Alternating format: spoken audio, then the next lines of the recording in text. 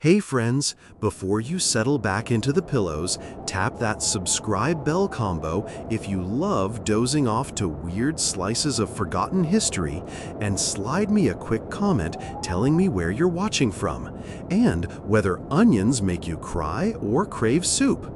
The algorithm adores that stuff, and honestly, so do I. Now dim your screen, pull a blanket to your chin, and follow me into the herb-scented twilight of a 14th century cottage where a single onion could supposedly reveal the destiny of your heart. You're standing on a packed earth floor, cooled by the evening air that sneaks between warped oak boards. The room is equal parts apothecary and fortune-teller's lair. Bundles of rosemary, mugwort, and yarrow dangle from ceiling beams like upside-down bats, their leaves whispering as they dry. Somewhere outside, a cow lowing in protest reminds you that the world is still practical and hungry. But inside, the glow of a rushlight shivers over glass phials, beeswax tapers, and, front and center, a woven reed tray piled high with onions. Not sleek supermarket onions. These are fractal little moons of papery gold and streaked violet, their roots still trailing crumbs of Saxon soil. To the untrained eye, they're just pantry stuff. Yet to the herbalist leaning over them, a woman in a wool kirtle that smells faintly of rain and thyme, they are keys to the invisible. She doesn't look like a fairy tale witch. No striped stockings, no cackling. Her nails are stained sage green. Her eyes study each bulb with the same polite focus a monk might give an illuminated manuscript. Folded on a nearby stool lies her leech book, pages stained by year upon year of oils and smoke. Between its covers, instructions for binding wounds, exorcising toothache, and, tucked in the margin beside a doodle of Cupid on a ladder, directions for the ritual she's preparing tonight. The bridal onion test. According to the leech book, if a young person writes the initials of possible sweethearts on separate onions, places them on the hearth overnight, then notes which bulb sprouts first, they will know whom they will wed. Another variation suggests tucking one onion beneath each armpit while dancing silently around the dying embers. In the damp of dawn, the onion that remains freshest, unspotted by sweat, bears the name of true love. Ridiculous? Maybe, but in a world where courting could mean dowries, land transfers, or just avoiding spinsterhood, you'd cling to any botanical whisper of certainty. The herbalist plucks a quill made from a molted goose feather, dips it into walnut ink, and begins lettering. The ink seeps along the onion's papery skin like wine across linen. You catch the names. G for Gilbert the miller's son. A for Agnes who tends the dairy. T for Thomas the reeve, steady Thomas, whose voice is kind when he calls the evening tally. Each bulb becomes a secret ballot in a vegetable election. By the hearth, the low fire mutters like an old gossip. The herbalist nudges orange coals apart, making a shallow cradle for the onions. Ash dust rises, flecking her sleeves. She places each bulb decisively, root end down, crowns pointing at the weed-smoked rafters, as though they were candles on an invisible birthday cake that nobody gets to blow out. When she's finished, the scene resembles a miniature stone circle, Callanish in produce form, glowing amber in the fire's half-light. She clears her throat, speaks barely above the crackle. Now, you must watch until the last coal dies, she says. No speaking, no humming, and certainly no turning your gaze to the window lest another's reflection steal the omen. Her voice carries the authority of a midwife pronouncing the first breath. Time thickens. Outside, church bells mark Compline. Inside, silence grows legs and tiptoes around you. The only motion is fire glow licking onion skins, causing them to sweat and glisten. By some vegetable alchemy, they almost appear to breathe. Thin tendrils of steam twist upward, onions releasing ghost stories about the garden patch they left behind. You think about the science you know, about sulfuric compounds reacting with air, about how warmth spurs root nodules to consider sprouting. This quiet miracle requires neither fairy nor saint, but 14th century villagers lack test tubes and Greek prefixes. For them, germination is a shy nod from destiny. The onion that quickens first does so because Providence nudges it. Minutes, maybe hours, pass. Your limbs ache from stillness. The herbalist hasn't blinked in forever. You suspect she's practicing some private prayer. When the final coal collapses into gray hush, she nods permission. Both of you lean forward. There, unmistakable even in gloom, a single onion's papery top has split, revealing the palest green nub, just half the width of a thumbprint, yet obvious as dawn. The initial inked on that bulb? T. Steady Thomas. The herbalist exhales as if she herself placed a bet and won coppers. So be it, she whispers. She cups the sprouted bulb like an egg and, astonishingly, bites off the tender shoot. An act half sacrament, half snack. You swallow hard. Tomorrow, rumor will say the bulb's decided. Months from now, a marriage contract might mention nothing of onions, recording only witnesses, coins, and land. But somewhere between legal lines lives this night. Ashes, initials, and an herbalist who eats prophecy. As you step back into the cool night, one final detail clings to memory. The tang that lingers in the cottage air. Sweet firewood, damp herbs, and that unmistakable onion sharpness, as if love itself has flavor, and it bites. Dawn slides through the shutters like a shy cat, brushing stripes of gold across the cottage floorboards. The herbalist's hearth is cold now, nothing left but ashy ghosts, but the tray of onions still sits on the settle, mute witnesses to whatever bargain the night sealed. Outside, roosters argue about who crowed first, and the breeze carries the first chords of weekday bustle. A creaking cart on the lane, a pail clanging at the village well, the distant yap of a dog convinced it could chase the horizon. You rub sleep grit from your eyes. You never truly dozed, not after watching prophecy sprout under firelight, and step into the yard. Dew beads the grass, shimmering like tiny votive candles set out to honor the day. Somewhere beyond the hedgerow, Thomas the reeve is already counting sheep noses, unaware that an allium chose his future at midnight. Or maybe he does suspect something. Folk intuition travels faster than any horse.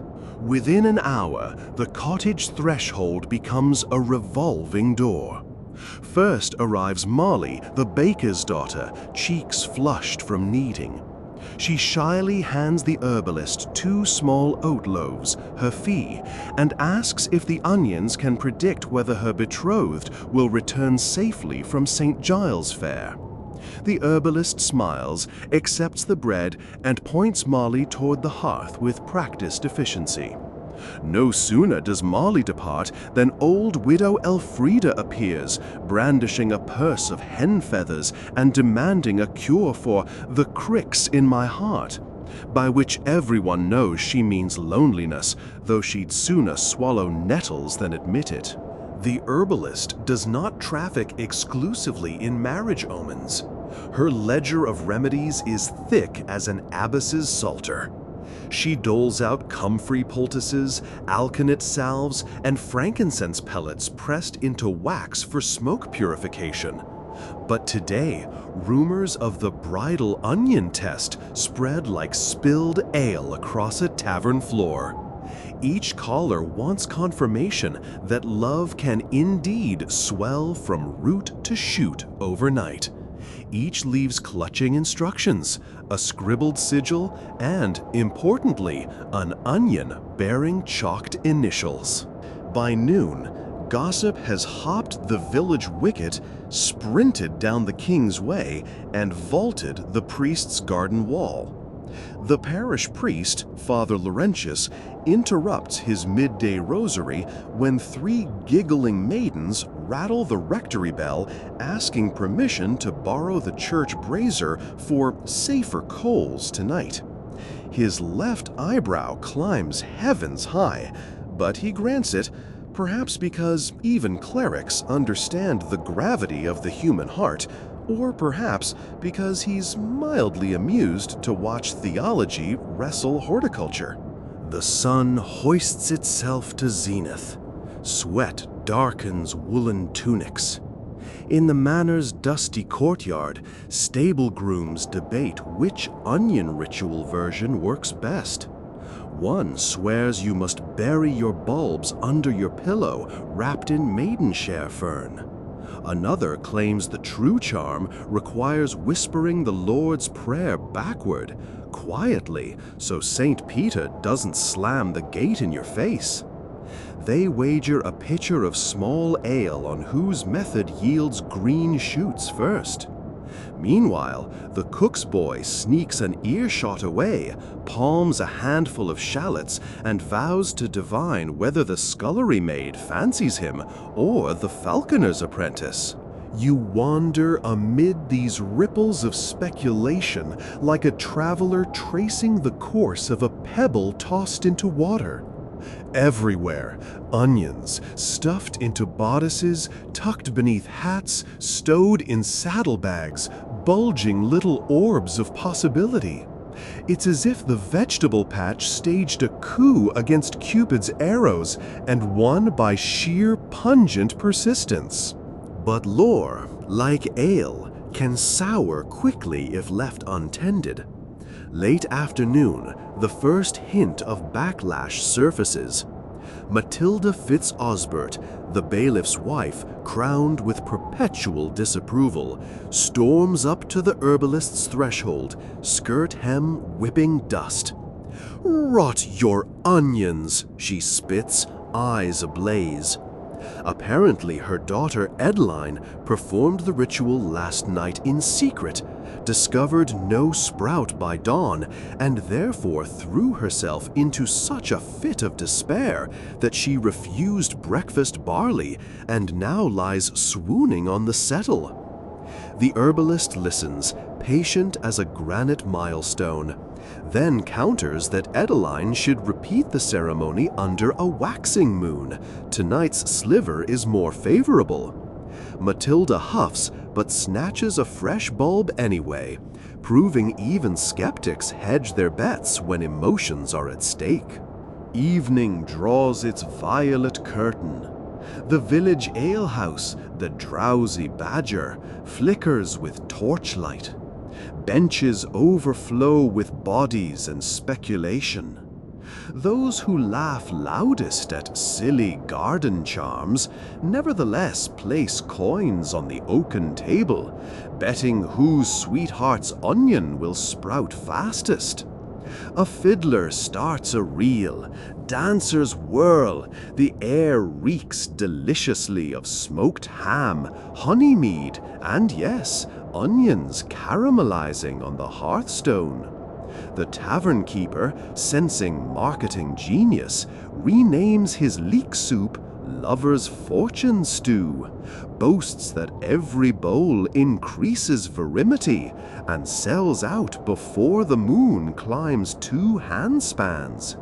Not far away, Thomas the reeve, oblivious star of last night's omen, leans against a stable post, swirling cider. He notices you watching and grins, easy and lopsided. "Strange business, these onions," he says, pushing straw hair from his brow. "But I'll not refuse a blessing if it's pointed my direction." You sense warmth in his tone that wasn't there before, hope's subtle ignition. Whether from vegetable verdict or town rumor, Thomas now regards the future as something tilting toward him rather than away. Past midnight, a hush falls over fields shimmering with dew. Households replicate the ritual you witnessed, arranging initialed bulbs on embers, reciting secret wishes, and clinging to silence as fervently as monks guard their cloisters. The village becomes a constellation of tiny hearthlights, each one a hopeful pulsar in the dark countryside. Yet your attention drifts elsewhere, to the forest edge where superstition sharpens claws. Word of the Unmian divination has slithered into outlaw campfires, into the crooks of hedgerow witches who resent licensed herbalists treading their mystic turf. Among them is Arlen the hedge sage, rumored to sweeten charms with ground foxbone. Jealous of the herbalist's booming trade, he plots to discredit her by dawn. Gather spoiled bulbs, smear them with mold, scatter them across her doorstep so villagers awaken to a stench and declare her power corrupted. Night birds alone witness his scheme, their yellow eyes reflecting torch glow as he creeps along the lane. But destiny wields strange defenses. While Arlen pries open her gate, Thomas, fresh from evening rounds, approaches to deliver a sack of grain as payment for past remedies. He spots the skulking figure, raises a lantern, and Arlen bolts, dropping his foul cargo. Thomas, unsure whether he chased away a thief, a ghost, or just a drunk, shrugs and sets the grain by the door, none the wiser how near calamity came. Dawn again. You awake to church bells calling prime. The herbalist emerges, sees the abandoned bag, and smiles soft gratitude without knowing whom to thank. She drags the grain inside and begins preparing barley cakes for distribution to the poor, a routine charity that knits goodwill tighter than any spell. Soon, villagers gather in her yard, onions in hand, anecdotes spilling. Who sprouted, who didn't, whose bulb burst into twin shoots, surely a sign of twins or divided loyalty. You watch Thomas arrive, dirt on boots, and shyly present a single snowdrop he plucked from the hedgerow before frost claimed it. The herbalist raises an eyebrow. Snowdrops in late autumn? A good omen indeed. She tucks it behind your ear before you can protest, and the leaf's cool whisper tingles against your skin. Midday again, and a traveling merchant rattles into town with bolts of cloth, tin candlesticks, and news from the Shire court. The Earl plans a great Michaelmas feast 2 weeks hence, a gathering where alliances may bloom like walled roses or wither if unattended. Instantly, half the village calculates how many onion nights remain before they must choose dance partners and destiny. Demand for the ritual skyrockets. The herbalist's supply dwindles. She dispatches you with a wicker basket and instructions. Fetch more onions from Lord Everard's storehouse beyond the river, where surplus from summer harvest sits curing on wooden racks. The steward there owes her a favor for curing his gout with nettle infusion. The journey is short but tricky. Cross the swaying plank bridge, skirt the mill pond, and mind the goose flock. Those birds harbor grievances older than the 100 Years' War. You set off under a sky lathered with cloud sheep, basket swinging. The river gurgles secrets. Dragonflies flit like cobalt sparks. At the bridge's midpoint, you pause, noticing how the water's surface mirrors your face, and, curiously, the snowdrops still tucked behind your ear. For a moment, the bloom seems to glow against the drab world, as if carrying its own candle power. Perhaps, you muse, herbs and flowers speak in colors we seldom notice until circumstances paint them brighter. Steward Bertrand greets you at the storehouse. He's a large man with laugh lines carved deep as plow furrows.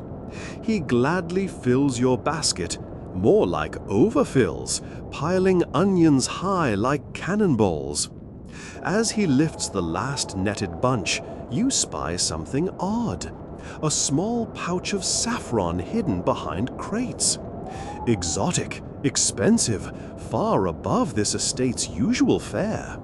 Bertrand notices your gaze and winks. "For the Earl's custard," he murmurs. Yet you wonder whether saffron might find new employment. After all, the Leech Book lists it as potency enhancer and dream clarifier. Slip a few strands into the onion tray tonight. Perhaps the visions will sharpen. You trek back, but dusk leaps faster than expected. The goose flock living near the mill pond decides your bulging basket is obviously contraband that must be inspected or surrendered. Hissing, flapping, they charge. You retreat, scramble atop a log, brandish onions like missiles. Each thrown bulb explodes in white flesh and scent, startling the geese, but depleting your cargo. By the time you stagger into the village square, shirt torn, hair feather-flecked, the basket is half empty and smells like a pickler's cellar. The herbalist clucks sympathy, dabs salve on your pecked knuckles, and salvages what onions remain. She plucks 3 saffron strands you smuggled, crushes them between her fingers, and dusts them across the bulbs. Gold pollen settles like dawnlight on snow. Let's see what dreams these seeds of Cyrus will sow. She chuckles. Night again. Another procession of hopeful hearts files through her door, each depositing onions on embers now spangled with saffron. The scent is richer, curiously sweet. You lean against the wall, eyelids heavy, and drift on waves of chatter and smoke.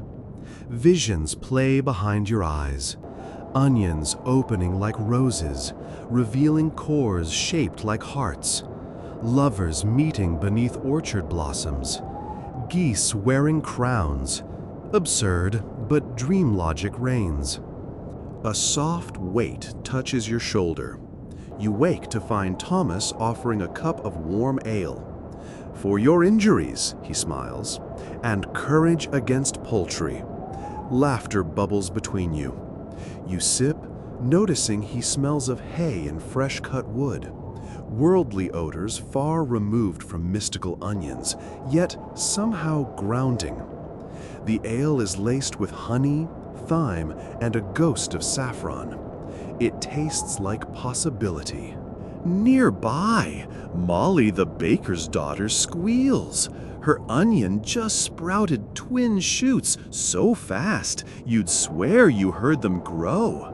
Somewhere else, Widow Elfrida gasps as her bulb remains stubbornly dormant, then bursts into giggles, proclaiming she never liked onions anyway, and perhaps the Lord intends her to wed solitude, which snores less. Midnight again turns embers to rubies. The herbalist inhales, satisfied. "Look," she whispers. Smoke rises in patterns almost floral, swirling into shapes that mimic snowdrops, goose wings, and hearts pierced by arrows. Is it the saffron, the onions, or just a night full of stories that makes the smoke paint murals? No matter. In this moment, the entire village resides inside a shared fairy tale, one where love can be coaxed from the earth, written in juice and ash, read in green shoots as slender as hope. And perhaps you, observer turned participant, are beginning to grow your own shoot of intention toward Thomas, toward travel, toward accepting that even ridiculous rituals sow threads through the fabric of community. The herb-scented twilight welcomes all seekers, skeptics included. Outside, the sky winks with winter stars. Somewhere beyond sight, Arlen the hedge sage still schemes. Somewhere closer, geese plot unspeakable vengeance against onion throwers. But for now, hearths glow, hearts race, and the night tastes faintly of saffron and sweet onion. Roosterless silence blankets the village when the first screams rip through the pre-dawn fog. Not terrified screams, but the high-pitched war cries of enraged waterfowl. You tumble from your cot, heart hammering, to find Thomas already outside the herbalist's cottage, waving a broom in one hand and an onion-splattered lantern in the other. The goose flock has returned, reinforced and vindictive, and they've chosen the herbalist's front garden as the field upon which their honor must be reclaimed. Feathers swirl like snow in torchlight. One gander, monstrously large, its beak stained faintly yellow by last night's saffron ash, lunges for Thomas's ankle. He hops back, nearly colliding with you. Together, you herd the birds toward the lane, brandishing tools that would make a saint cackle. You with an iron skillet, Thomas with the broom, the herbalist trailing behind in her night shift, wielding a brass incense censer that billows calming lavender smoke, which, in geese dialect, apparently translates to "charge faster." The commotion summons neighbors. Molly, the baker's daughter, appears clutching a peel as long as her arm. Widow Elfrida brandishes her cane, and even Father Laurentius lumbers across the green in slippers, swinging a hefty processional cross. 5 frantic minutes later, the geese retreat, dignity tattered, but rebellion merely postponed. Thomas gathers scattered feathers, stuffs them into the herb basket, muttering that maybe they'll be useful as pillow fill or arrow fletchings, anything that keeps them off live birds. A fragile hush settles.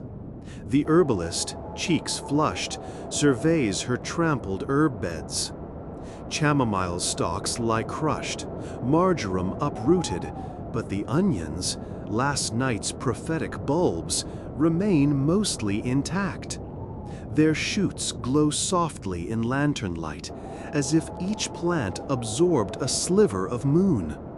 She collects them, sets them on her work table, and murmurs, "Time to read the harvest." The morning of judgment. Word spreads faster than dawn's first blush. Today, the herbalist will interpret the onion's final signs. A queue coils from her door like a fairground rope. Villagers clutch bulbs in handkerchiefs, baskets, even an overturned helmet. Some bulbs are emerald-topped, others stubbornly bald. One onion, carried by the cooper's son, sports a single contorted shoot that zigzags like a drunken path. He looks equal parts thrilled and horrified. Inside, the cottage transforms into a temple of tactile divination.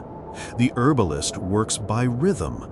Weigh the bulb in her palm, stroke the sprout, slice a wafer thin as parchment, and study the rings for visions, just as haruspices once read livers. A green, firm core foretells a pledge kept.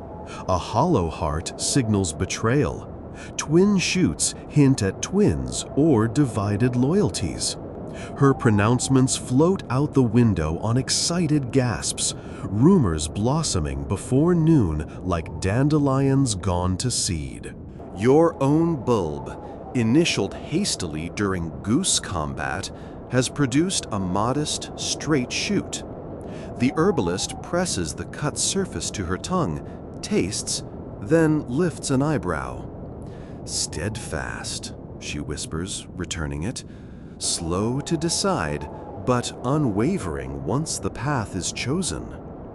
You feel the words settle inside like smooth stones, oddly comforting. Thomas lingers by the doorway with his bulb, the one marked T+, because he couldn't decide whether to carve your initial or the falconer's apprentice's. It sports two angled shoots that lean toward each other but never meet. The herbalist's verdict: your future has two potential roads. The longer you delay choosing, the steeper both become. Thomas nods, cheeks coloring, and slips outside before you can parse whether the flush is for you or the falconer. Arlen's counterspell. Beyond the orderly queue, Arlen the hedge sage fidgets beneath a hawthorn, clutching a pouch of moldy bulbs, the same ones Thomas accidentally foiled last night. Bitterness curdles his stomach. The village, once divided between herbalist and hedge witch consultations, now flocks almost solely to her door. He decides the time has come for spectacle. At Vespers, while the faithful kneel inside the stone church, he steps into the square and lays out a crude altar, a stump draped with nettle leaves, 3 rotten onions, and a crow's skull. Striking sparks from flint, he lights a resin torch and bellows, "Ye trust false signs! Onions draw only tears and worms. True prophecy dwells in raven bone and earth rot."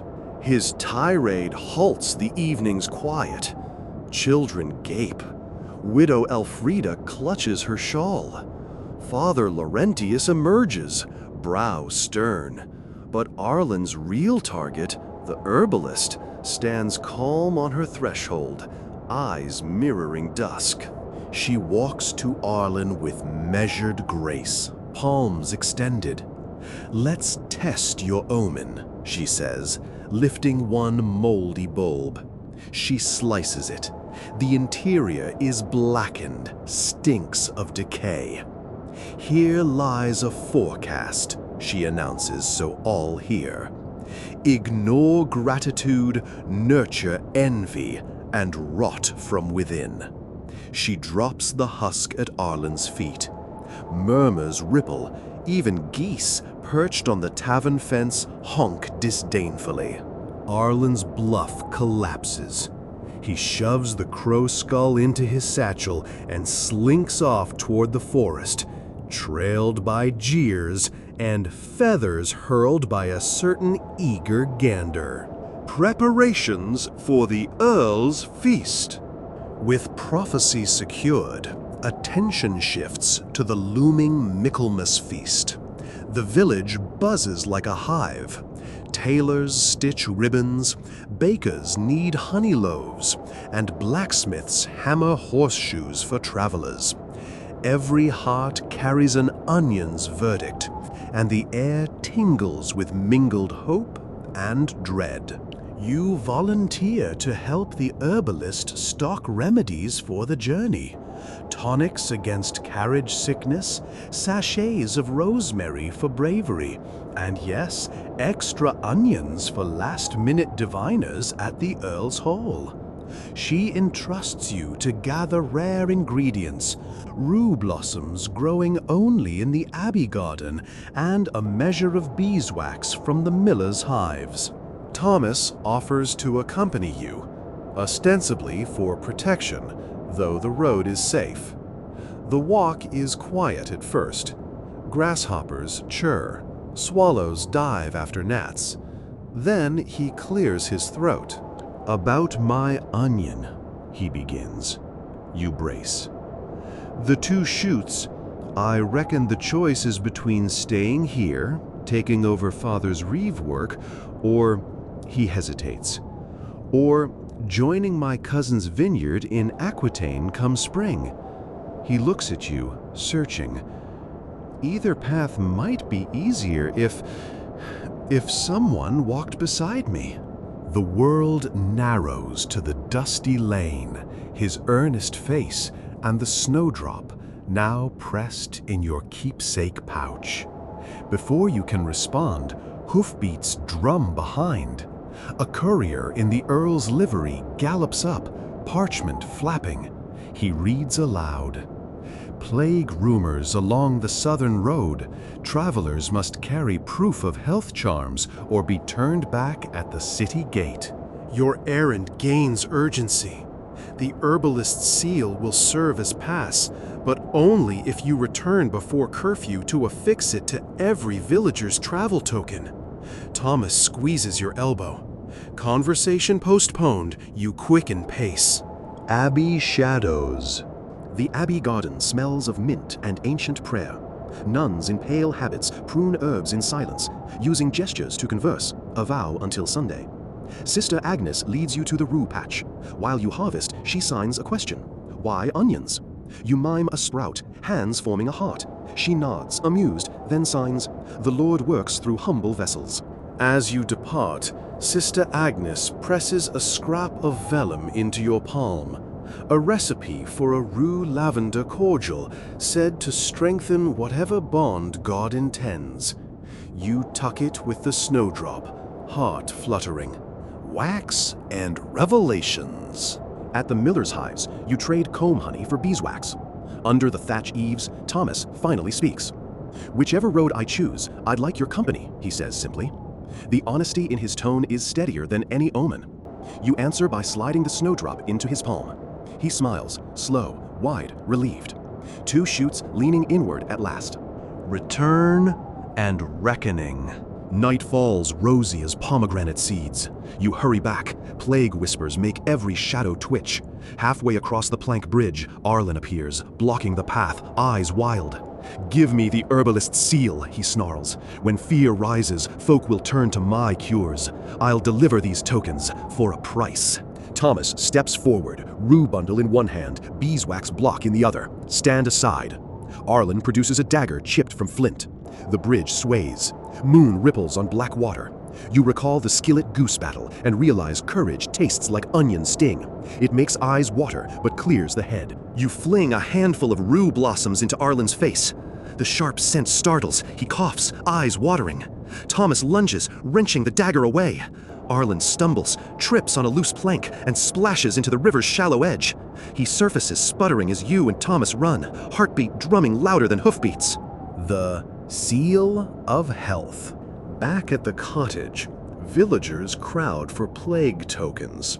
Simple wooden discs anointed with beeswax, stamped with the herbalist's sigil and a cross of saffron. She works swiftly, pressing each seal firm, murmuring blessings. Thomas stands beside you, handing out rue sachets for extra luck. When your turn arrives, she seals 2 discs entwined with a ribbon, yours and Thomas's, and winks. Father Laurentius blesses the departure. Torches line the road, their smoke twisting like earlier onion dream fumes, but now containing something sturdier, shared purpose. You mount the wagon bench beside Thomas. As wheels lurch forward, you glance back. The herbalist raises her lantern. In its glow, you see behind her, on the cottage sill, 2 onions with shoots finally touching, bowing together like dancers at the end of a reel. The journey to the Earl's Hall has only begun. Riddled with plague patrols, goose ambushes yet unknown, and the political labyrinth of a noble feast.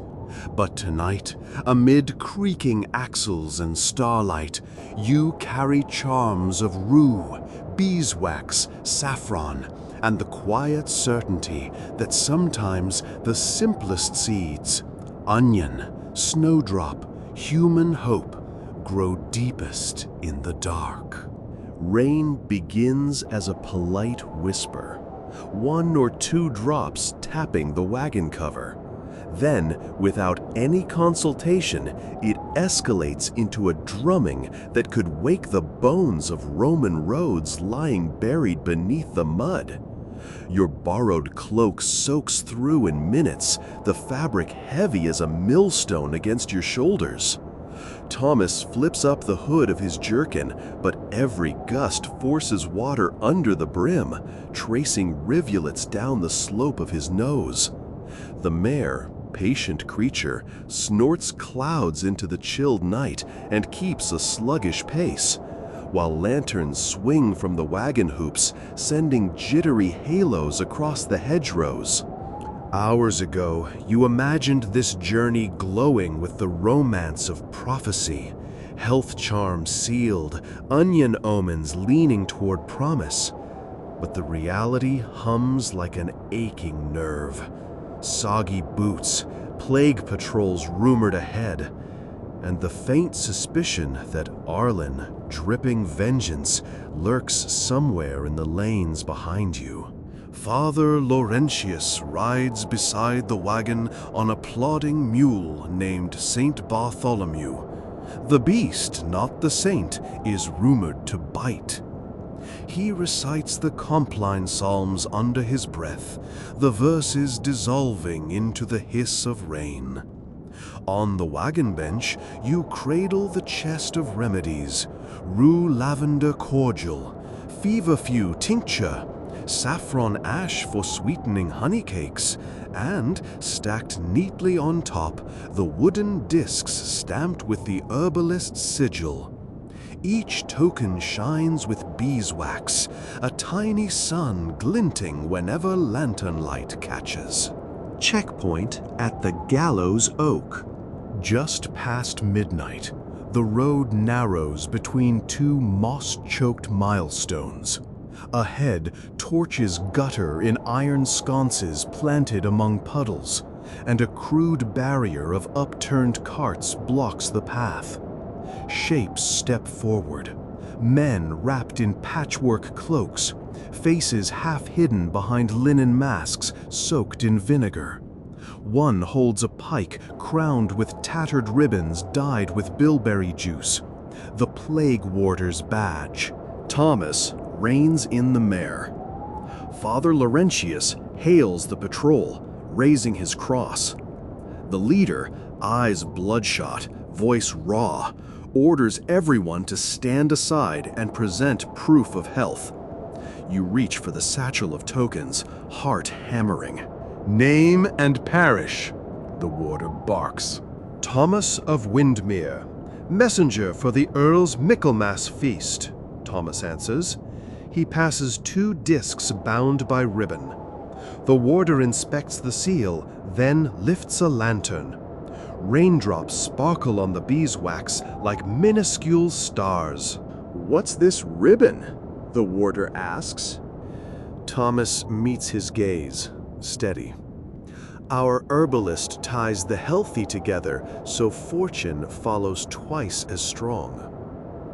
He says it softly, but you sense the deeper admission wrapped in those words. The warder grunts, pockets the tokens for record, then jerks a thumb at the remedies chest. "Open it!" You comply. Vials clink.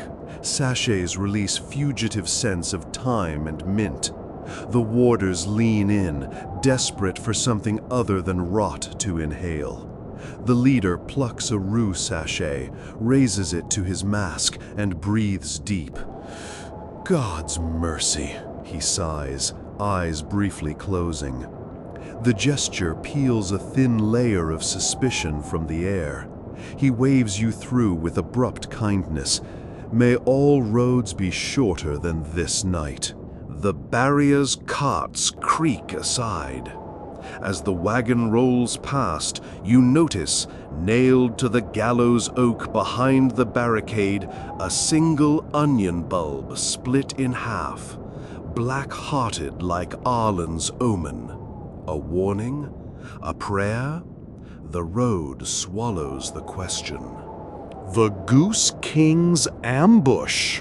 Toward dawn, when rain drains away and mist clings low, the wagon wheels sink into a swale and stick fast. Thomas curses under breath. Father Laurentius dismounts to shove. You hop down, skirts sponging mud. Together you rock the wagon, but the wheel only groans deeper. A hunk splits the fog. Then another, an unmistakable battle cry. Feathers fan out of the reeds like white banners.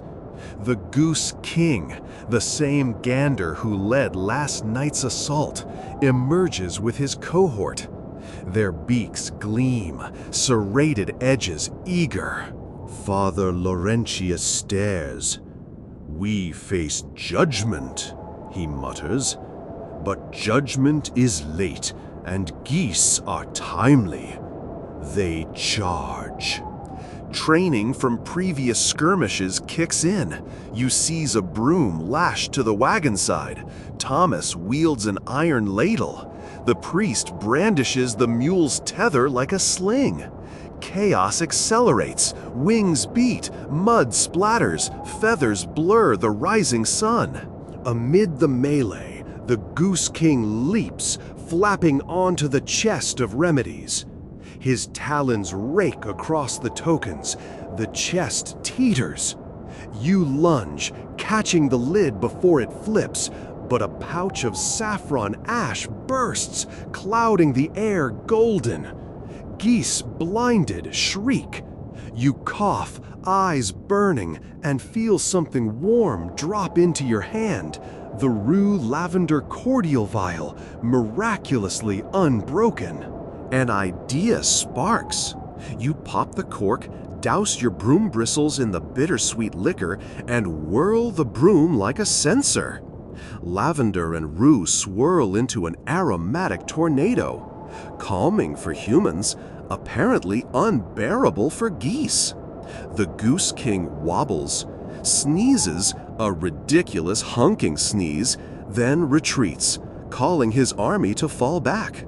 They vanish into reeds, leaving feathers draped on mud like discarded pennons. Thomas exhales laughter coated in exhaustion. The mule brays approval. Father Laurentius crosses himself, muttering something about St. Martin, patron of geese and soldiers, having a peculiar sense of humor. Wheels and deals at Dawnbreak Inn. With the wheel unstuck, you roll into Dawnbreak Inn just as sky blushes salmon. The hostess, Dame Sybil, ushers you under the stable awning, steaming bread in one hand, a crossbow in the other. Standard hospitality this season. She eyes the goose gouges on the chest and the saffron stains on your cloaks, then nods as though this matches every rumor she's heard. Inside, fire crackles. Travelers doze over ale like wilted poppies. You barter a sachet of feverfew for hay and oats, then collapse onto a bench. Thomas orders honey beer. The first sip tugs a shiver of warmth through bone. He drains his mug, sets it down, and finally, in the hush that follows the journey's clamor, presses your mud-streaked hand. "I meant what I said on the road," he murmurs. You nod, heart thudding. But before words crystallize, the inn door slams open. Arlen storms in, clothes still damp from river filth. Eyes land on you. A sneer curls. He strides to the hearth, slaps a coin on the plank table, and declares, "I offer a new cure, protective bells forged from thunderstruck copper. Wear one, and plague flees." He plucks a small dented bell from his pouch, shakes it. The jangle clangs through hangovers. Patrons wince. Dame Sybil folds arms. Thunder copper. Looks like sheep bell hammered flat. Arlen flushes. Mock if you wish, but the Earl's Hall will pay plenty once word of plague near Windmere reaches them. His gaze drifts to your chest of remedies, unless they've already pledged loyalty to some onion witch. Thomas stiffens. You set a calming palm on his arm. Confrontation here gains nothing but bruises. Instead, you lean across to Arlen, voice soft. The Earl values results. We can present ours at the same time and let him judge.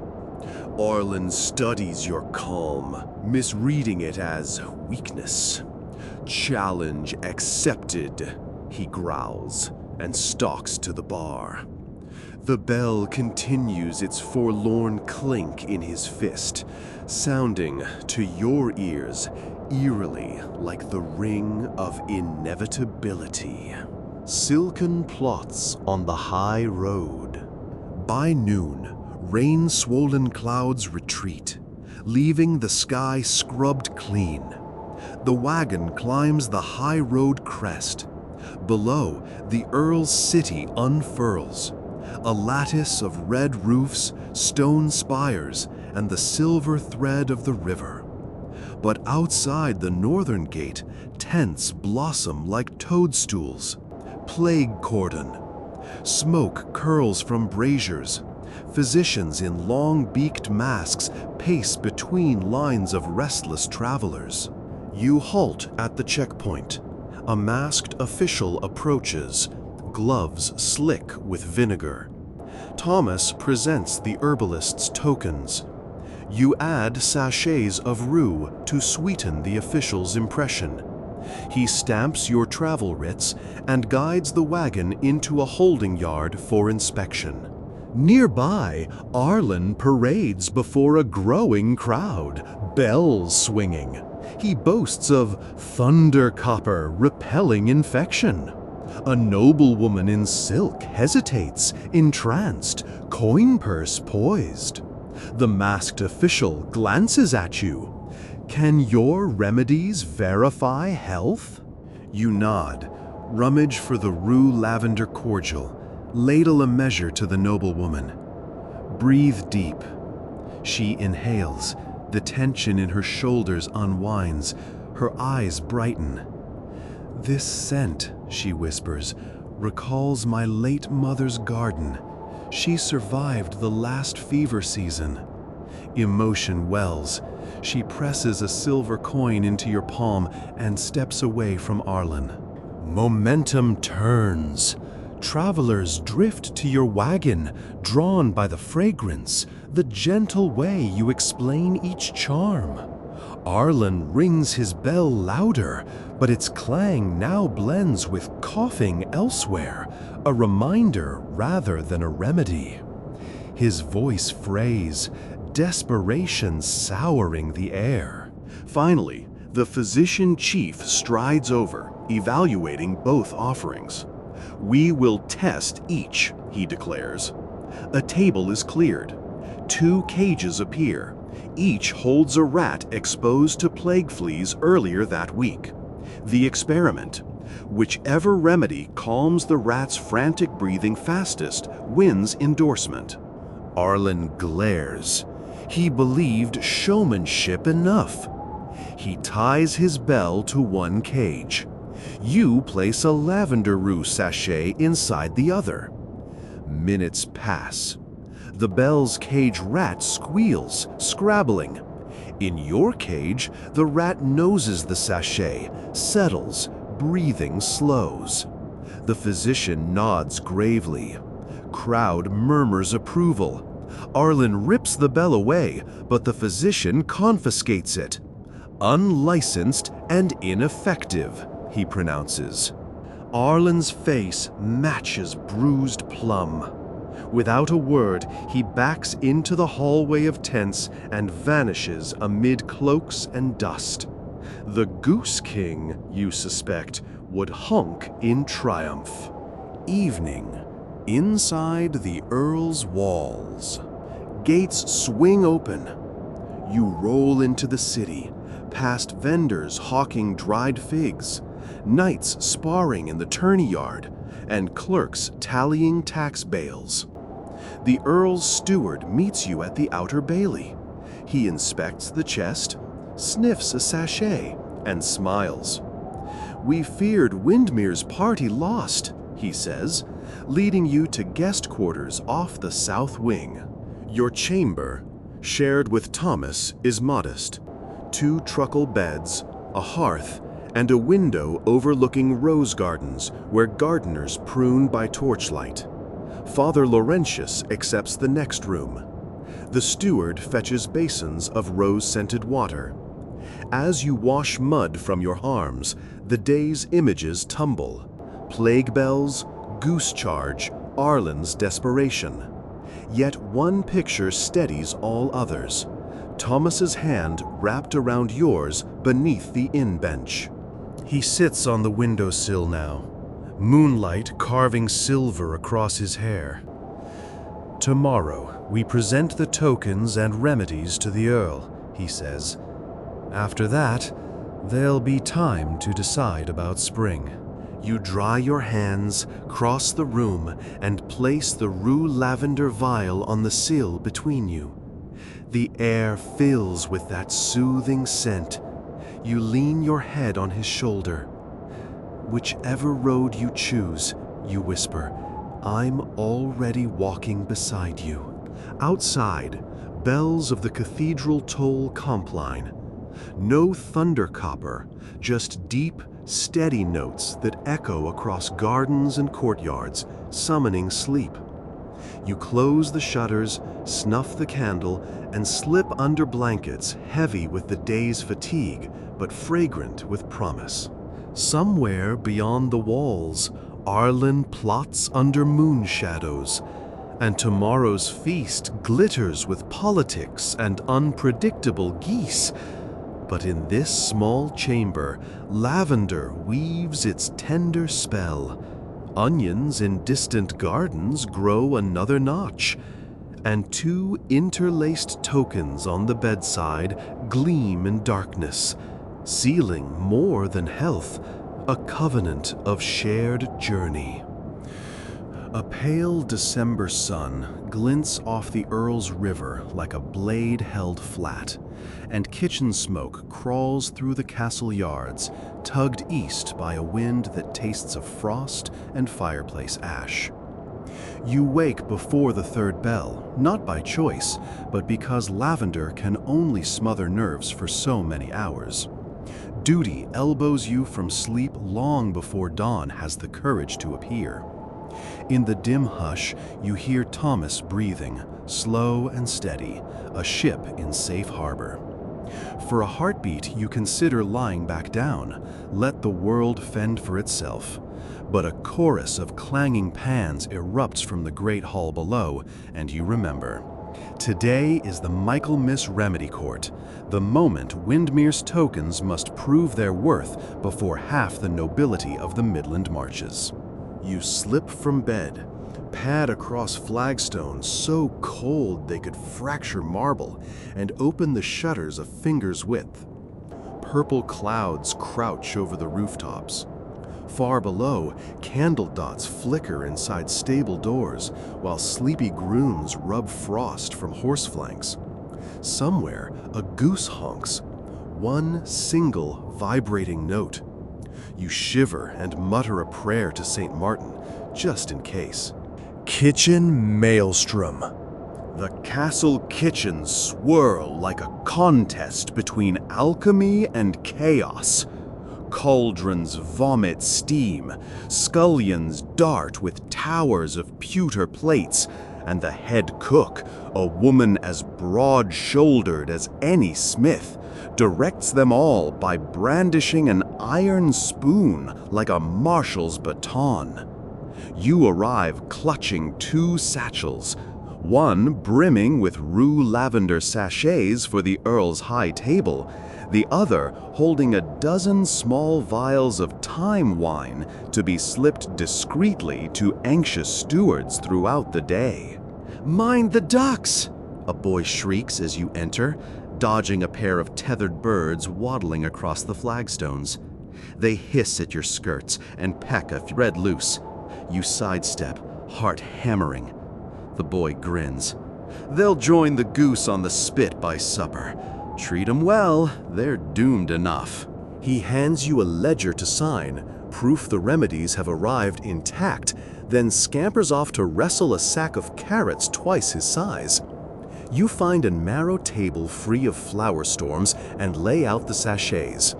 Saffron ash, just a pinch, dusts each packet, turning the rue and lavender an autumn sunrise hue. The color alone calms the nearest scullions. One inhales deeply, eyes fluttering half-closed. "Smells like market day in summer," she murmurs, shoulders unclenching. And there, leaning against a stacked tower of trencher bread, stands Father Laurentius, wiped clean of travel stains, robes immaculate. He folds chapped hands and surveys the chaos with gentle amusement.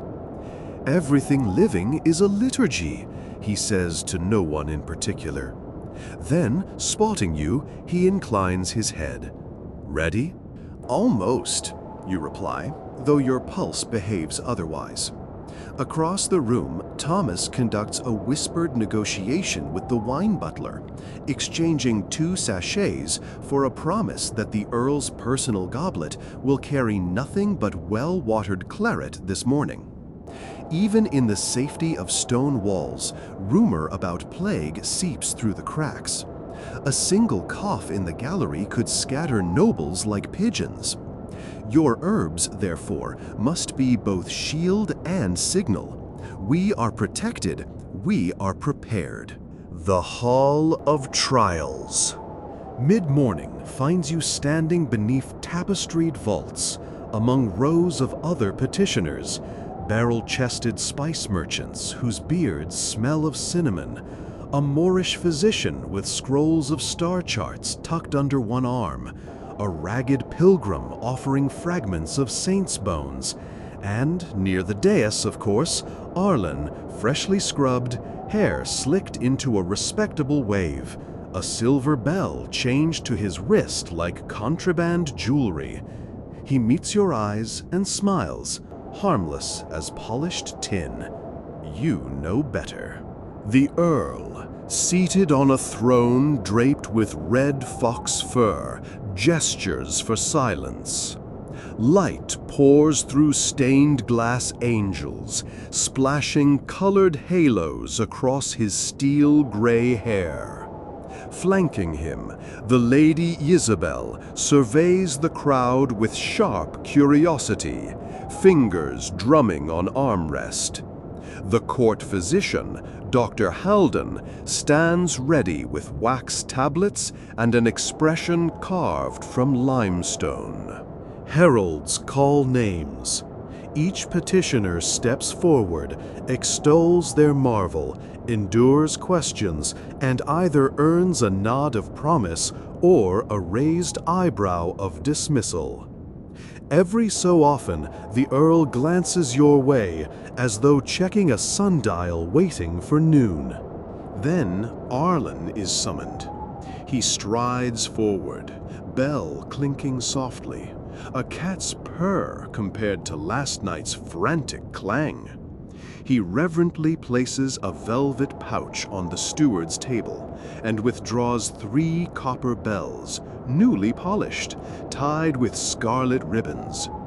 "Forged on the heights of Storm Crag," he declares, voice ringing clear, "where lightning splits the anvil and molten sky tears through ore. Each bell carries thunder's own refusal of plague." He flicks one. The ring is crisp, bright, strangely pleasant. Courtiers exchange impressed nods. Even the Earl tilts his head. Arlen smiles, basking. "Permit me a demonstration," he says. 2 cages appear, rats again, listless from travel. Arlen opens the first cage, hangs the bell inside, and closes the latch. The rat shivers, then settles, breathing slow. Gasps ripple among spectators. You narrow your eyes. Something glitters on the rat's fur, faint as morning dew. An oil? A soporific? Lady Isabel leans forward.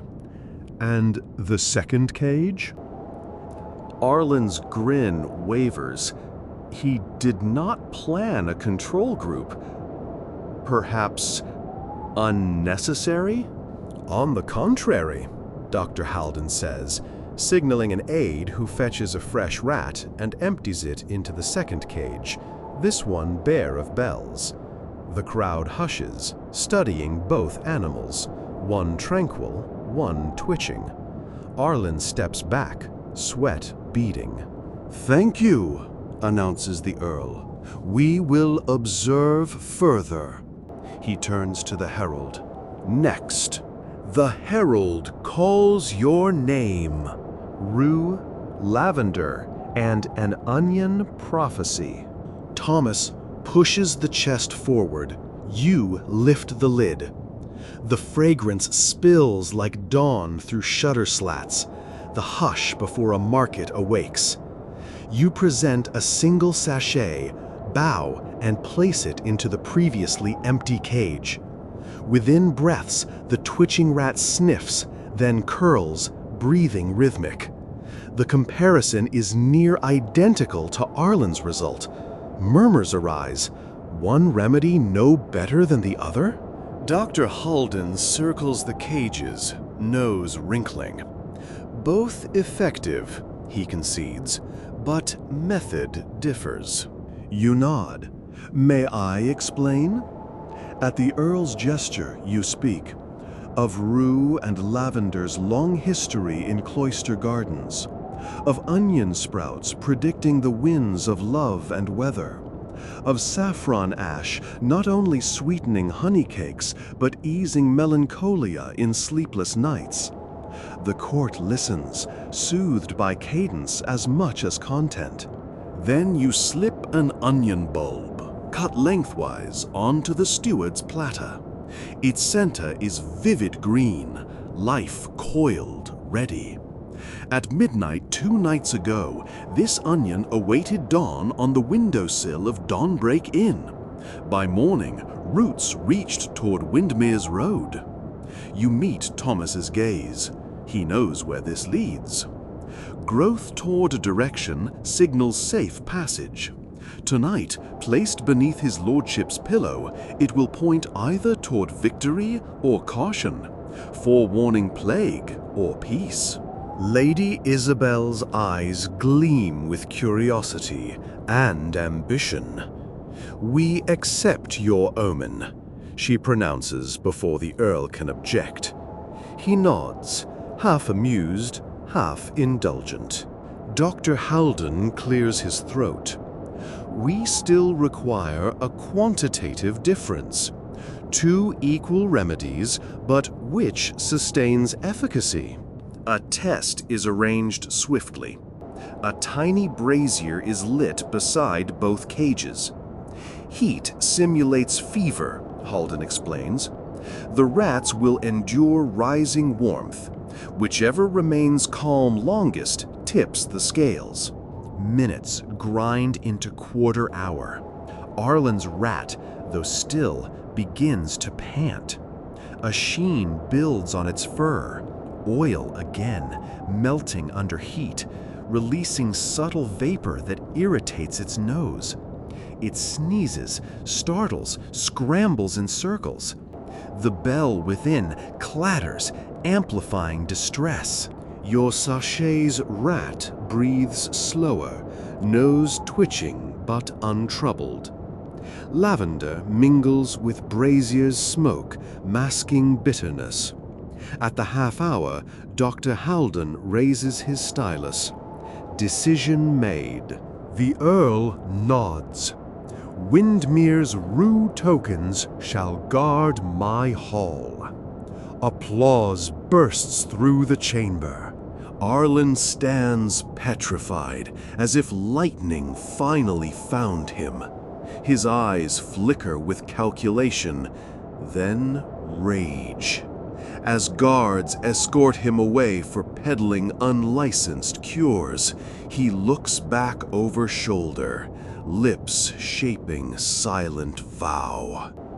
You exhale, not relief, but readiness.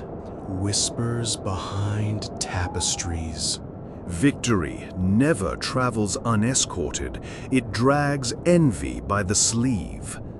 Afternoon shadows lengthen when you and Thomas return to guest quarters to find the door ajar, lock splintered. Inside, chests rifled, bedding overturned. The vial of time wine shattered, soaking the floorboards in sticky herb scent. Tokens scattered like fallen coins, but none missing. Whoever searched wanted something else. A gleam in the hearth catches your eye. The onion bulb, now hacked apart, its green heart crushed. Ash? Smudges scrawl a crude message on the hearthstone, an X through the initials W and T. Arlen's parting gift? Or another foe? Thomas clenches fists. If he's ruined the omen, Lady Isabel may question everything. You bend, salvage what you can. Slivers of onion skin, the half still unbroken. Roots grow whether men believe or not, you whisper. Still, dread slides cold along your spine. Father Laurentius finds you there, kneeling among shards. He studies the scene, then presses 2 fingers to his lips in silent prayer. Evil's barking seldom breaks bone, he says, offering a folded parchment. A note delivered at chapel door. You open it. A single sentence in precise hand. The goose flies at dusk. Beware the bell. At the bottom, a crude drawing of a stairwell twisting left, dotted lines leading to a round turret window. Beneath, the faint imprint of a goose footprint, pressed in ink? Thomas reads over shoulder. A trap? Or a warning, you reply. Either way, dusk approaches. Turret of echoes. You ascend servant stairs, spiraling between stone ribs. Each landing hums with ancient drafts. Tapestries flap like caged birds. Deep behind walls, the castle heart beats. Fires crack, fiddlers tune for feast. Smell of roasting goose, ironic, drifts upward. At the turret's final riser, you pause. A small window overlooks the feast courtyard. There, tables glitter beneath torchlight, and nobles in jewel-toned cloaks glide like pieces on a velvet board. But inside this narrow chamber stands a single wooden crate. A copper bell sits atop, chain coiled serpent-wise. The crate bears Arlen's mark. You exchange wary glances with Thomas. He eases lid open. Inside, geese. 3 of them, beaks bound, wings clipped with crimson ribbon. Each wears a leather collar strung with smaller thunder copper bells. A fuse winds through straw toward a glass globe filled with foul green smoke. Plague miasma concentrate? Or something meant to mimic it, sparking panic once geese explode into the banquet? Your stomach lurches. Arlen sought endorsement or revenge. Both roads converge here. The fuse snakes toward a candle stub, almost burned to wick. Thomas snatches the fuse, pinches with bare fingers. It sputters out. You exhale, knees wobbling. He frees one goose's beak. It snaps at the ribbon, disgruntled but unharmed. The 3 feathery conspirators stare, confused, unaware they nearly became weapons. You and Thomas share grim smiles. "Fancy a barter, your majesties," he mutters, lifting them carefully. The feast that almost was. Down in the hall, minstrels pluck rebecks, goblets shine, and the Earl rises to toast new remedies. As he raises cup, a commotion at side doors draws eyes. Thomas enters, holding one goose under each arm. You follow, cradling the 3rd. Father Laurentius trails with the crate, candle stubs still smoking. Gasps ripple. The Earl lowers goblet.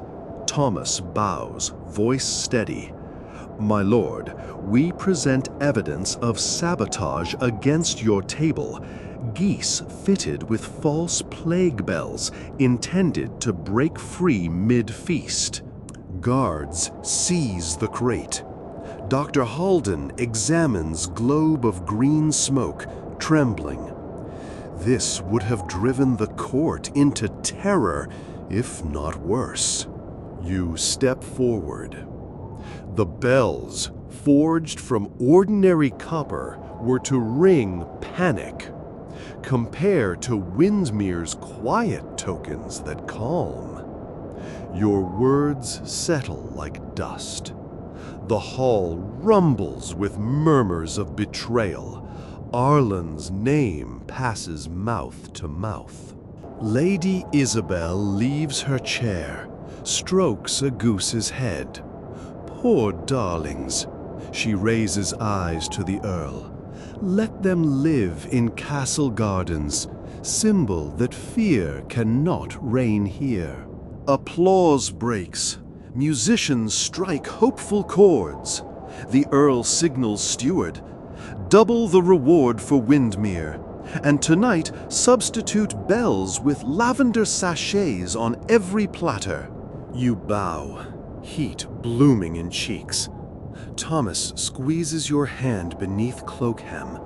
Somewhere near the dais, Father Laurentius utters a prayer that nicks the edge of tears from your eyes. Midnight, in the gardens. Later, after dancers spin and torches gutter low, you and Thomas wander the rose garden. Moonlight pools on frost-tipped petals. The saved geese waddle near a fountain, bells removed, new ribbons of blue marking them as honored guests. Thomas stops beside the weathered sundial, draws something from pocket.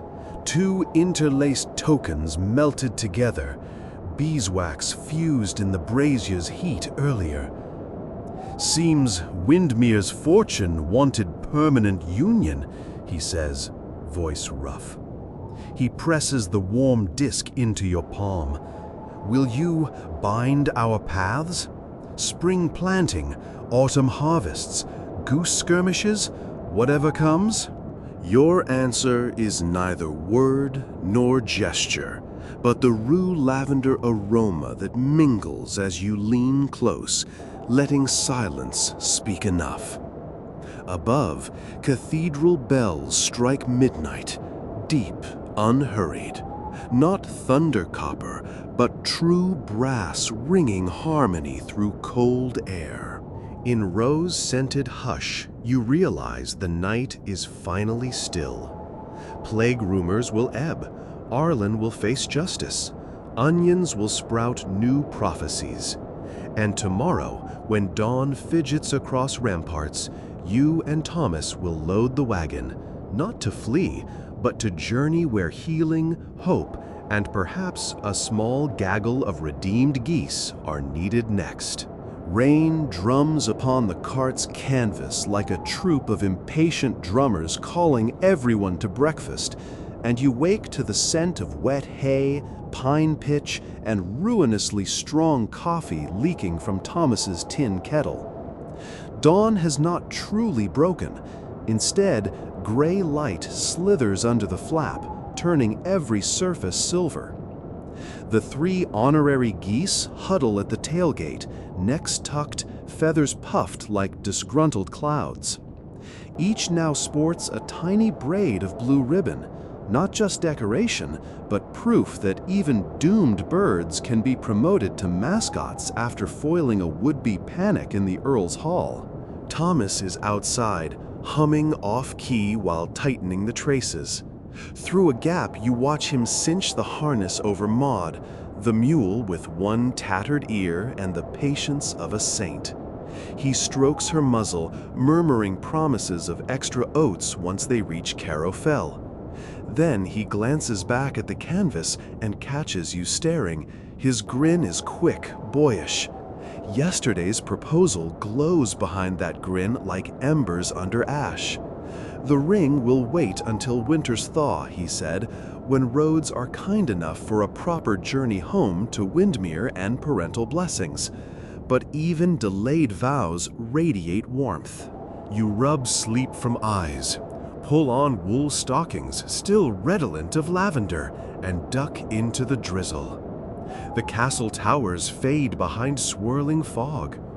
Somewhere within those walls, Lady Isabel is likely inspecting her new guardian geese, while Father Laurentius circles each chamber, scattering your sachets like gentle exorcisms.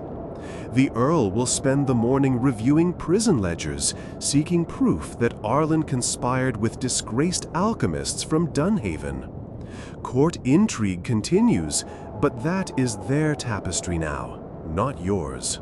Your path curls north toward Carrow Fell's winter fair, famous for hot saffron buns, frost markets, and, this year, rumors of an epidemic of sleeplessness among the valley's children. Merchants swear it began the night a green comet streaked across the sky in late autumn. Afterward, little ones tossed and whimpered until dawn, some seeing pale shapes perched at rafters. Parents have tried every charm: crucifix seeds, nettle broth, even hanging slices of eel beneath cradles to disgust wandering spirits. Nothing worked. So word rode swift: fetch the herbalists who calmed Windmere. A promise, a payment, and, if all goes well, a chance to test your newest concoction. Moon milk cordial, brewed with lemon balm, poppy seed, and a whisper of onion skin to tether dreams. You pat the satchel strapped under the bench. Glass vials clink softly, each cork sealed with beeswax, each wax stamp bearing the Windmere goose. The map calls this leg 2 days' ride if weather remains civil. The sky, however, misbehaves like a jester denied breakfast. Clouds jostle, drizzle thickens, and wind slaps branches overhead. Maud trudges unfazed. Geese complain in whispered honks. Thomas hums that off-key melody again, some sailor's hymn about finding home in fog, and after you climb onto the bench beside him, you find yourself humming too. Roadside visions. By mid-morning, the world is nothing but mud and memory. Cartwheels slice ruts past hedgerows drooping under rain.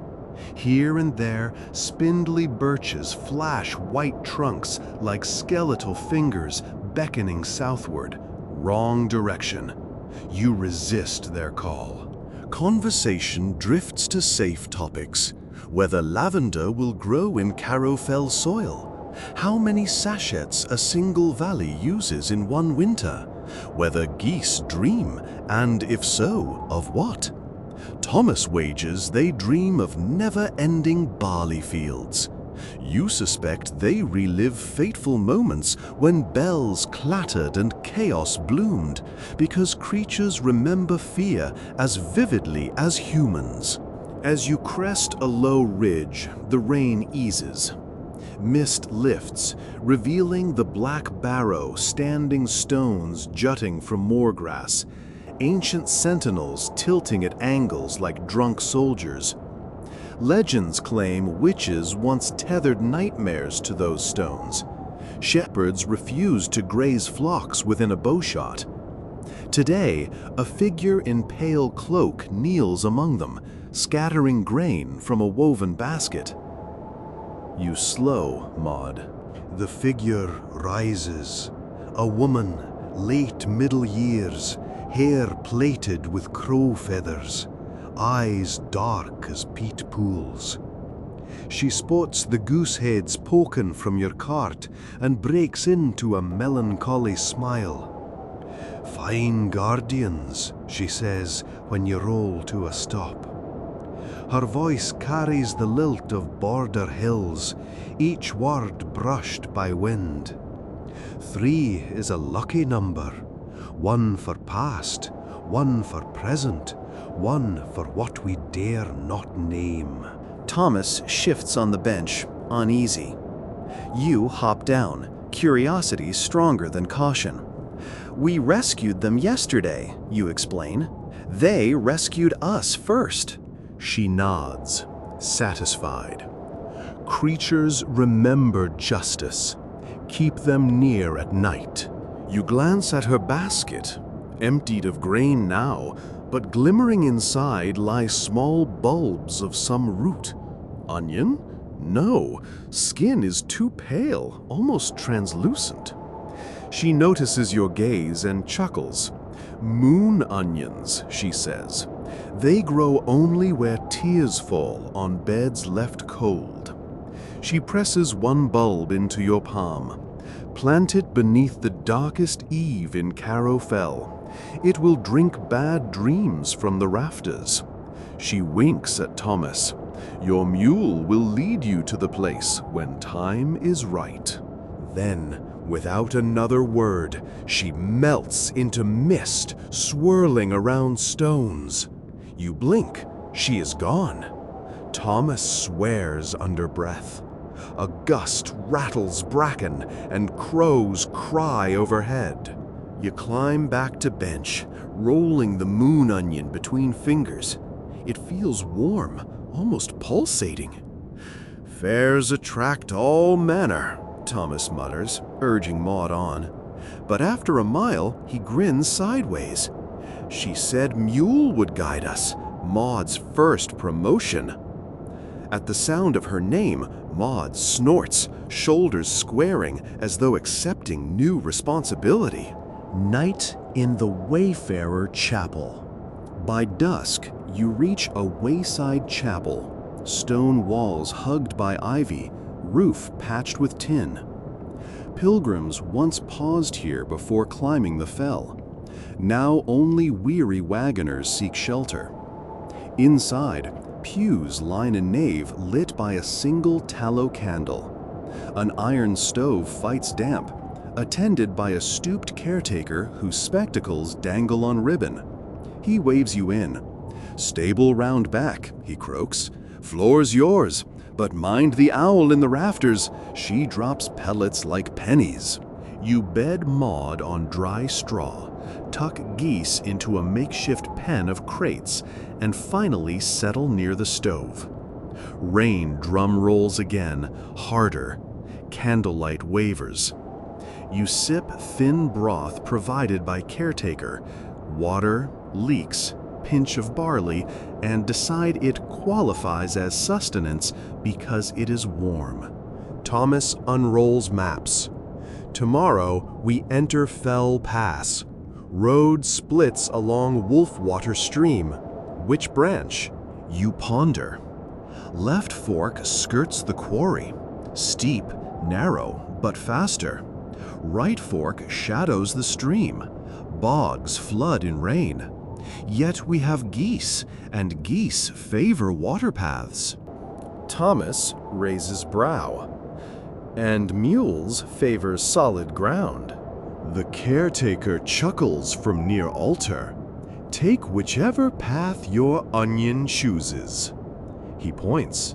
You had set the move bulb atop pack to dry. Its root nubs now stretch unmistakably toward east, the stream's direction. You and Thomas share a long look. Storm booms overhead. Owl hoots. The decision is sealed. Before sleep, you refill lavender sachets. The caretaker watches.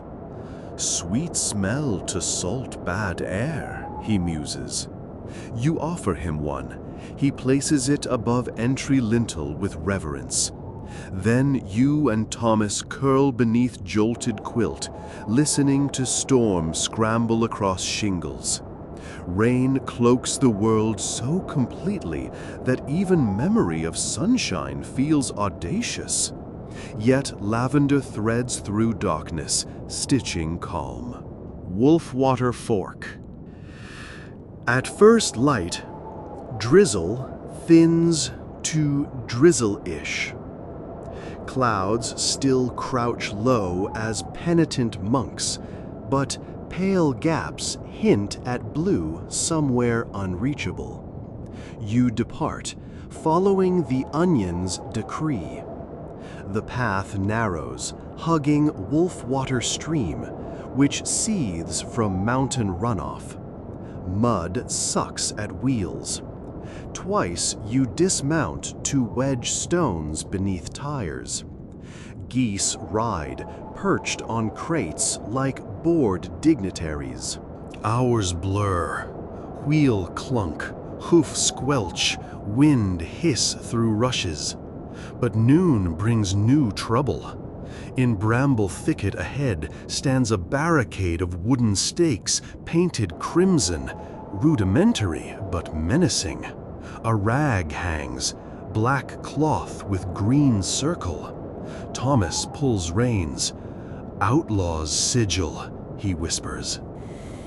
Outlaws love remote passes. They levy tolls on traders, sometimes kidnapping for ransom. But you notice something off. Stakes lean drunkenly. Paint drips fresh, though rain should have washed it. An empty threat? You climb down, studying footprints. Small, light. Not outlaw boots, but perhaps children? A pebble skitters. From bushes emerges a ragged girl, maybe 10, hair matted, eyes bright with fevered hope. She brandishes a stick like a sword. Behind her, 3 younger children clutch satchels of dried nettles. The girl clears throat. Halt there! Pay toll or face Wolfwater Raiders! Thomas blinks, then chokes a laugh. You step forward, palms up. Raiders, you echo kindly. Fearsome indeed. Rain beads on her brow. She shivers in too thin cloak. We carry little coin, you say, but perhaps trade? Her gaze darts to geese. We need medicine, she whispers.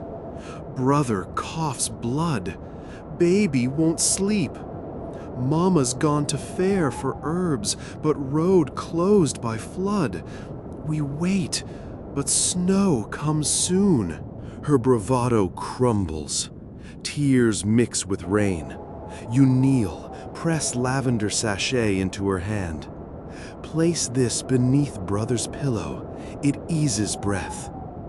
Then you unstrap small vial, moon milk cordial. For baby's dreams, 1 drop on tongue. She clutches gifts, eyes wide. We could not pay.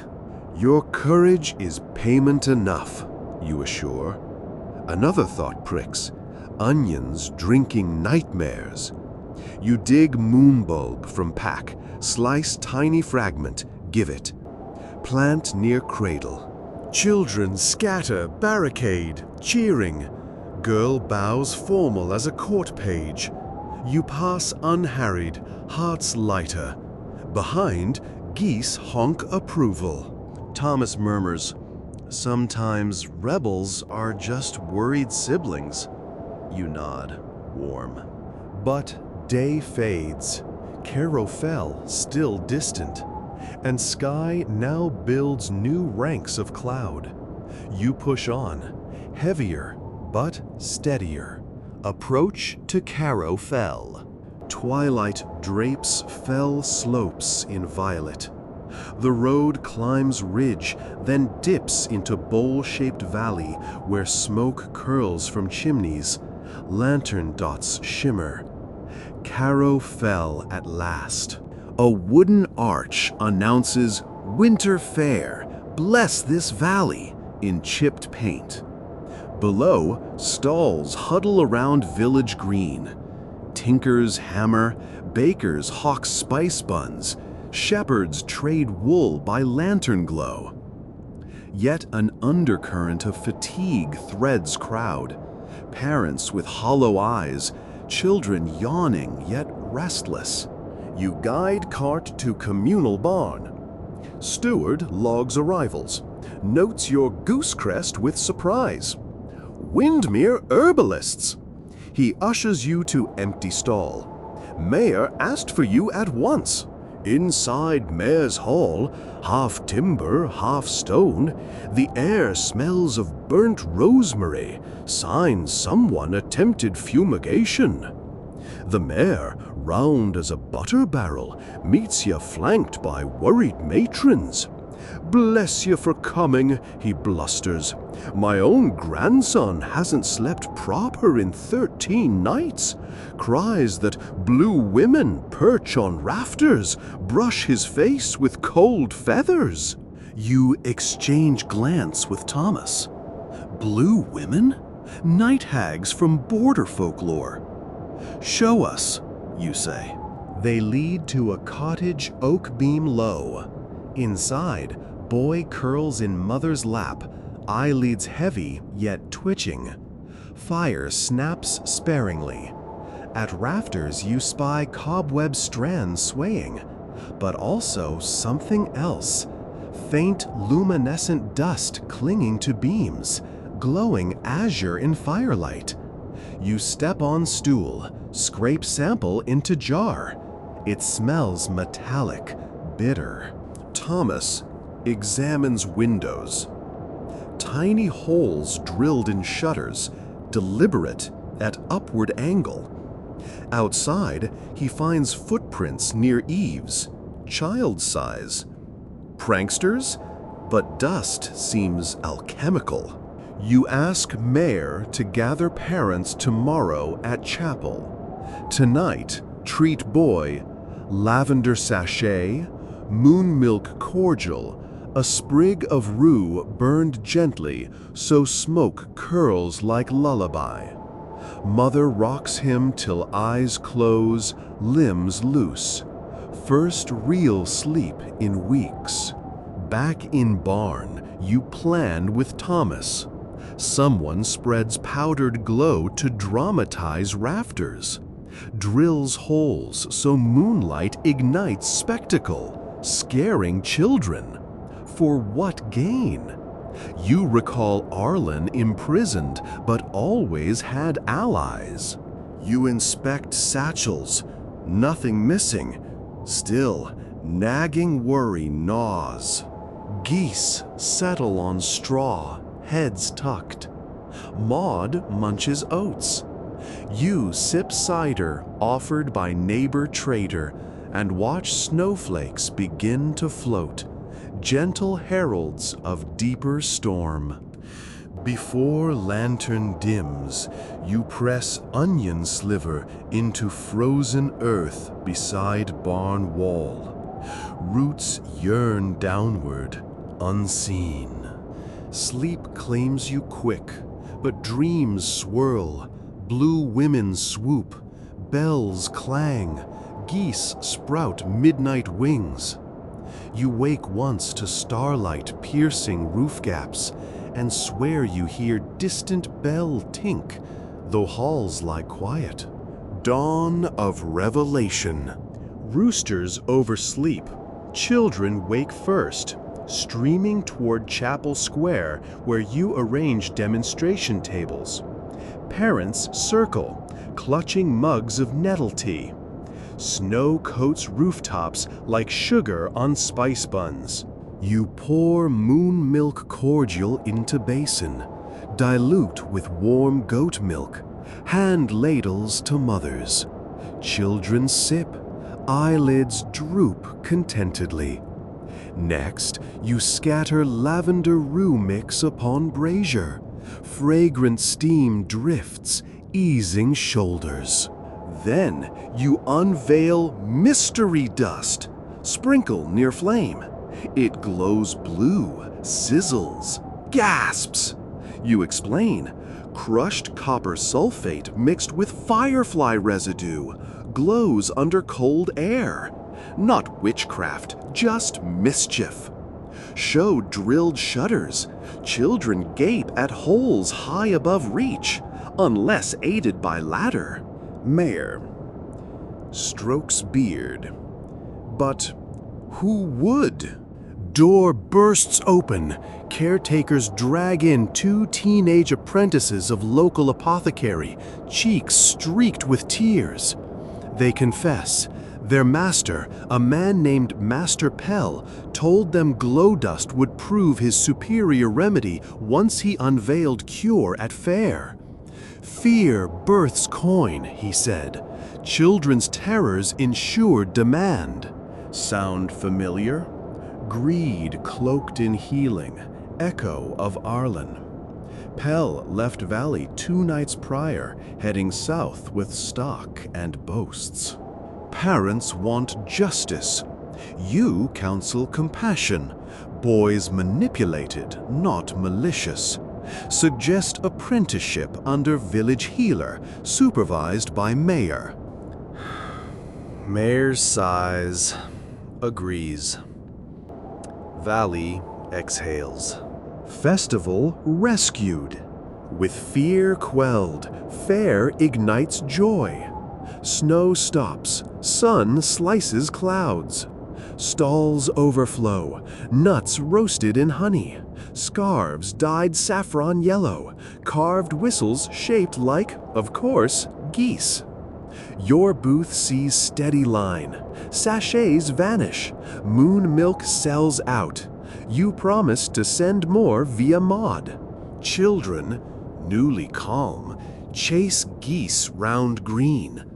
The trio honk indignantly, yet seem pleased. One goose flaps onto barrel, surveys crowd as if bodyguard. At dusk, fiddlers tune. You and Thomas dance beneath lanterns strung on pine boughs, laughter spinning with snow sparkles. Mayor presents you with carved wooden spoon engraved with onions entwined, symbol of prophecy fulfilled. You blush, accept. Later, you and Thomas wander beyond stalls to the barn. Stars blaze. Onion sprout pokes through snow, impossibly fast. It points south, toward roads leading home. You smile. Roots know. Roots know. Thomas wraps cloak around you both. After spring thaw, we follow. You rest head on his shoulder, heartbeat syncing with Maud's gentle snore and Geese's soft rustles. The fell stands silent, shielding valley from storms. For tonight, children sleep, nightmares drained into onion roots and lavender smoke. And somewhere on far road, Master Pell flees, unaware that geese habits and onion omens travel faster than any wagon. Justice has wings. Close your eyes for a heartbeat. Let the crackle of last night's pine pitch torches dissolve into dawn birdsong. And when you open them again, the world has shifted from the bone-gray hush of late winter to the green, reckless promise of early spring. If you haven't already, nudge that like button the way you tap a stubborn crocus to coax it from the thawing soil, and tell me in the comments which smell you'd chase first after a season of snow: fresh-turned earth, wood smoke, or maybe warm honey dripping from a market spoon. Subscribing is your travel pass. Keep it tucked behind your ear like a sprig of rosemary so you never miss the next road or the next story. All set? Good. We've got miles to cover, songs to borrow, and one runaway apothecary who still owes a valley's worth of sleep. The snows melted fast this year, sluicing off Carrow Fell in glittering rills that gossiped through orchard furrows and carried half the winter's stories straight into Wolfwater Stream. Everywhere, life pressed outward. Lambs testing wobbly knees, blackbirds stitching dawn to dusk, and the valley's onion beds erupting in green curls that smelled faintly of pepper and prophecy. You spent those first clear mornings bent over each row, pinching back wayward shoots, tucking last year's straw around tender stalks, listening to the older women argue about the proper day to divine love with onions. First new moon after equinox, insisted Mistress Huther, whose daughters were already braiding their hair with blue ribbons stolen from goose plumes. The night before Palm Sunday, countered Old Shay, grinding eggshells into the soil for luck.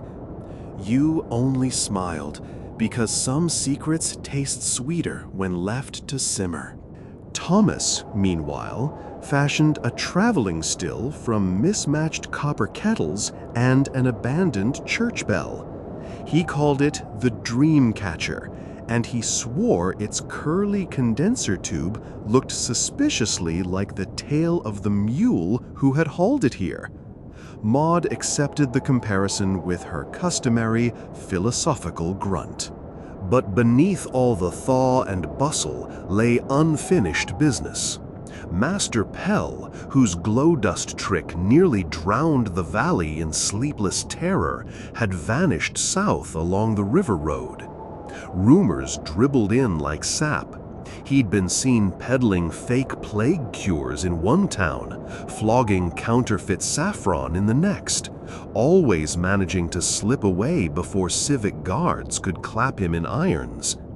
Each tale left a sour taste, and each evening Thomas would lean against the barn door, jaw tight, knuckles white around his mug. You knew that look. So when snowmelt finally bared the high pass, you packed fresh sachets, loaded the geese into their crate. They protested, but flattery and oatcakes prevailed, and hitched Maud for the long road. The first 10 days felt like riding inside a traveling music box. Every valley offered a different melody.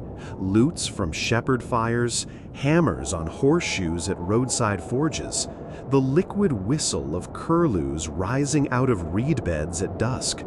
You traded lavender bundles for trail gossip, moon milk cordial for quarter loaves, and once a single vial of poppy saffron syrup for a map sketched on birch bark by a glassy-eyed bard who claimed he'd beaten Pell at Knucklebones and gambled away the villain's travel ledger. Whether ale or moon milk fogged his memory was unclear, but the map showed a red X beside a riverside fair in Millhaven, 2 days off. You reached Millhaven at sunset, cloaked in the damp gold light that makes every stone wall look older and kinder than it really is. Fair tents crowded the meadow like bright paper boats after a rainstorm. Pipe smoke drifted above crowds. Giggling children darted between jugglers. Nobody noticed the mule, the geese, or the traveling still trundling in behind you. Good. You wanted quiet steps. Thomas found Pell first. Of course he did. Partners learned to share a heartbeat on the road. The apothecary was pitching cure-all tonics atop a wine barrel. His hair slicked with something that tried to mimic civility, but smelled of boiled onions and stale lilac perfume. Each bottle bore a crooked wax seal, a pale imitation of your goose crest. Fury flared, white and quick, but you pressed it down beneath your ribs and watched. He nearly had the crowd convinced when a girl in the front row tipped the bottle to her nose and gagged. Too much iron vitriol, you guessed, and a dash of lamp oil for color. Thomas stepped forward then, steady as a seasoned harrier, and lifted one of Pell's vials to the fading light. "Funny sort of sleep potion," he said, in a voice as calm as folded linen. "It reeks like a cooper's rag bin." Laughter murmured through the listeners. Doubt crept in like tide water. Pell's jaw twitched. So you joined Thomas, set your own vial, crystal clear, beeswax sealed, on Pell's barrel. "Try mine," you told the crowd, "and dream of skylarks over lavender hills." The first taker was the same wary girl. She sipped, sighed, and her tense shoulders melted like butter on hot bread. The barrel shifted, weight of attention sliding your way. Pell's fury ripened purple. "Charlatans," he barked. "They peddle goose feathers and onion skin." He snatched your vial, uncorked it, took a defiant swallow, and regretted it at once. "Your cordial is potent but gentle, designed for measured drops. Toss it back like ale and you'll hit the ground faster than a felled oak." Pell swayed, eyelids fluttering, then slumped across his barrel, snoring. Gasps flared, then laughter, then applause. Fair guards hauled him away on a door plank, snoring like a thunderstorm. You donated 3 boxes of sachets to the town healer, sold half your cordial stock by moonrise, and poured the remainder down the river. Some dreams should not be bottled in bulk. You might think that night ended with triumphant horn calls and a hero's rest. Not quite. Travel teaches humility. The geese escaped their crate at dawn, chased by a curious ferret, and you spent an hour stumbling through market stalls in nothing but nightshirt, coaxing them back with breakfast oats while merchants hooted. Thomas laughed until tears streaked his cheeks, and when he finally wrangled the last goose, you threatened to pour cordial in his boots. He threatened to pour cordial in himself. The row ended in a kiss that tasted of oat dust and freedom. With Pell carted off to the city jail and Millhaven stocked for sleep, you turned homeward. But fate enjoys an encore. 2 days from Windmere, on a ridge where nettles drink from mist and foxglove rings its silent bells, Maud halted. No twitch of the reins could budge her. You followed her gaze, and there, nested beneath a hawthorn, stood the pale-cloaked woman of black barrow, crow feathers still in her braid. Wordless, she motioned you closer. She unfolded a linen square to reveal 3 onions, one pale gold, one blood red, one ghost white. "Plant these," she whispered, voice like midnight frost. "One at the foot of your marriage bed, one beside the cradle you'll carve, and one on the grave of your greatest fear. They will flower in their seasons and guard every hour between." Your breath tangled. Thomas's hand found yours. You thanked her, but when you blinked, she was gone, breeze rattling hawthorn thorns in her wake. Maud, satisfied her task was done, plodded on. The Onion Moon Wedding. Summer came hot and blue-skied, dusting roads with warm chalk. You and Thomas exchanged vows beneath Windmere's bell cower on the night of the Onion Moon, the first full moon after midsummer, when onion blossoms burst like miniature fireworks over garden plots. Lady Isabel attended, wearing a garland of lavender. The Earl sent geese-shaped candlesticks in silver. Even the children of Carrowfell trooped in, bearing a banner that read, "Sleep tastes like lavender and love." The banner letters were crooked, but the sentiment perfect. At the feast, saffron buns steamed, honey cakes oozed, and a cask of cider, seasoned with one petal from the pale gold onion, gave every guest a single, luminous dream of their future joy. You saved the blood-red onion for the cradle, tucked in moss until time demanded. As for the white onion, well, some fears refuse easy naming. You keep it close, unplanted, a reminder that courage feeds on readiness more than certainty. When dancers flagged, Thomas hefted the dream catcher still onto the green and distilled a small, shimmering batch of new cordial he called Onion Moon.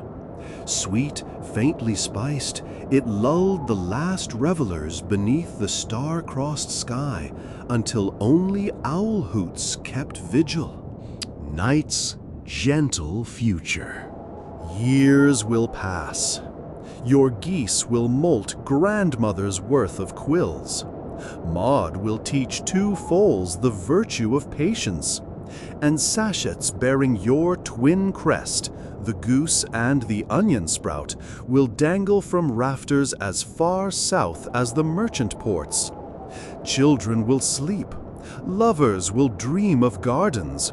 And somewhere beyond the hills, someone will always try to bottle fear for profit. When they do, Windmere's herbalists will answer, following whichever path the onions point. But tonight, after stories and singing and a final waltz to fiddle and lute, you slip from the hall. The moon rides high, fat and silver sweet. You plant the pale gold onion at the foot of the new marriage bed, pat the soil, and whisper a promise that even in hardest winters you will save one sprig of lavender for hope. From the doorway, Thomas murmurs your name. You turn. He holds out a ribbon the shade of twilight, just wide enough to braid through your hair. "For luck," he says, and because geese insist blue suits you. You laugh softly, tuck the ribbon in place, and take his hand. The night stretches before you, long, quiet, perfumed with fresh-turned earth and the hush of the world finally at rest. The last lamp winks out. Somewhere, a trio of geese honks a sleepy benediction. And in the pressed dark garden, onion shoots drink moonlight, dreaming of the secrets they'll keep and the love they'll foretell. If your own eyelids are heavy now, let them close. But when you wake, tomorrow, next week, whenever life's noise rattles your rafters, remember the moon onions, the lavender smoke, and the steadfast mule leading you through fog. Stories guard us, just as geese guard halls and onions guard hearts. Sleep well, friend, and meet me in the next tale. Just don't forget to bring a ribbon. The geese will expect it.